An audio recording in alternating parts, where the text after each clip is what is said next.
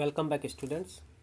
We are in our class of good or bad grammar, and up to now we have discussed the two approaches, descriptive and prescriptive approaches towards grammar, and we see that this distinction between descriptive grammar and prescriptive grammar is often made. Descriptive grammar attempts to describe the rules of the language objectively, accounting for what actually occurs, while prescriptive grammar is evaluative, guiding us to what is correct and what is incorrect. That we have discussed. So, prescriptive for the standard form and descriptive is related to the varieties of language. Further, we can say that descriptive grammars generally describe the standard variety, though some may occasionally refer to different practices in non-standard varieties, but it is related to the standard variety. In recent decades, we are talking about English, major reference grammars of English have dealt with both the American and the British national standards, sometimes noting differences in other national standards also. So there is there is American English and British English. Once again, for us, the standard English is the British English. But in practical life, we come across to the expressions made in American English, a slight variation from our standard form of English, but still acceptable. Descriptive grammars that are restricted to descriptions of standard varieties may be viewed as covertly prescriptive, in that by ignoring non-standard varieties, they implicitly downgrade their value. So it is a contradiction. As soon as something is accepted in use of a language, it gets the status of grammatical rules. And after some time, when that thing becomes a permanent feature of the usage, it becomes a rule of grammar. This allowance of some variation from the standard form is not in every case.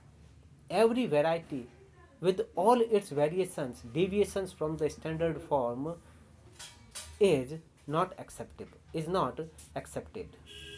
It is that variety which has grown stronger, which has become as a clement for the standard form, only that is considered.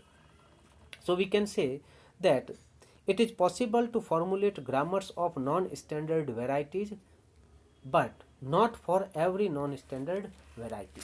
It is a matter of the power structure, we can say. So the adjective good or bad is added to grammar to indicate whether a sentence is grammatically correct or not. According to the linguists, it is not the right way to look upon a language. The rules of grammar themselves neither good nor bad. In fact, actually, no rule is good or bad. They may be described well or badly in a description of how the language works. What is considered good or bad has no concern to a descriptive linguist in case of grammar of the language actually actually used by the people. If people are communicating effectively, then they must be following certain rules. They must have that shared codes, shared patterns, shared structures. That's why the communication is successful. Even if those rules are not approved at the standard level, but still they are working. Prescriptive rules are clearly not grammatical rules and should be called the rules of grammatical appropriateness.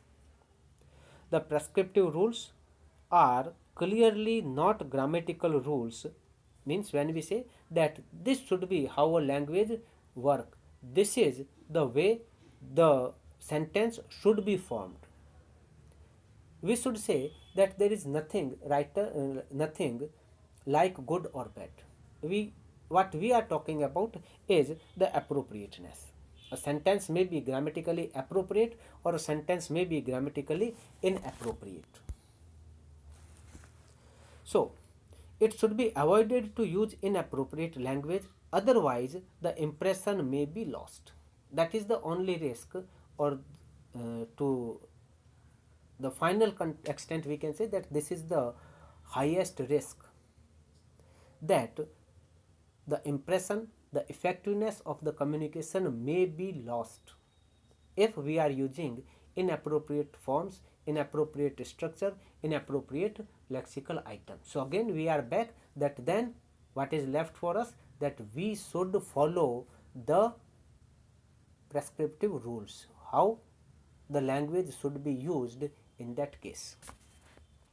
It means that the users of a language must know the grammatical rules and also to use the language appropriately. So, we cannot say that there are two approaches of grammar, prescriptive and descriptive. Descriptive says how a language is used, and prescriptive says how a language should be used. So, when we are allowed how a language is used, then we should start any type of use, that is how a language is used, and then it will be acceptable. No, it is not the case. The appropriate use of language, and not the whimsical breaking out of the rules of grammar.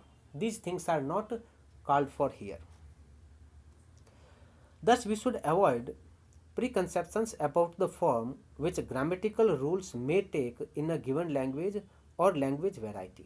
Instead, we can find out what these rules are or have become, observing the way people use language in different situations.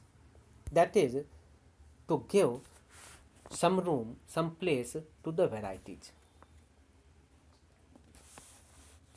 Grammar must allow for variation in language. Otherwise, the language will become totally fixed, frozen, and will die. So, there must be some allowance for variation. Grammar is evaluated in context, as every expression is. Every expression is related to the context. So, is the case with the rules of grammar, application of the grammar. At the same time, it is the rules of grammar that makes a language commonly effective in a group. The rules must be followed unless there is good reason to the contrary. We should not deviate from the rules. We should not change the rules unless there is good reason for that. A badly used language may cause ambiguity or confusion about the meaning, then may produce an inappropriate use of language in tenor and domain, that will also be a misfit, may create a bad impression about the user, because if my way of speaking is not accepted generally, then I am at fault. It will be my error, it will be my deficiency in the use of the language. To avoid these odd situations, we should always try to use language well. That is, we should also try to make a proper use of standard form of language. Though we should not be very much rigid, too much rigid in our approach, because there is allowance for varieties also. So, to sum up, we can say that if we view grammar as a set of rules which describe how we use language, the rules themselves are neither good nor bad. They may be described well or badly in a description of how the language works. Linguists who write grammars are concerned with describing how the language works rather than describing how it should be used. That is the recent approach. So, if it is common for people to use sentences such as, for example, me and Kim are good friends. I am taking an example from this book, English Grammar for Today. Me and Kim are good friends. If this sentence is before us, the descriptive grammar has to allow for this type of sentence in its rules, because it makes the sense. There is no difficulty, no problem in successful communication. People concerned with prescriptive approach might consider this to be an example of bad grammar. So they will say that it is a bad grammar. We have to recognize the existence of prescriptive rules, such as the rule that says that we should avoid phrases beginning with me at the beginning of a sentence. This rule is broken in our example we have taken. Prescriptive rules are clearly not grammatical rules in the same sense as descriptive rules.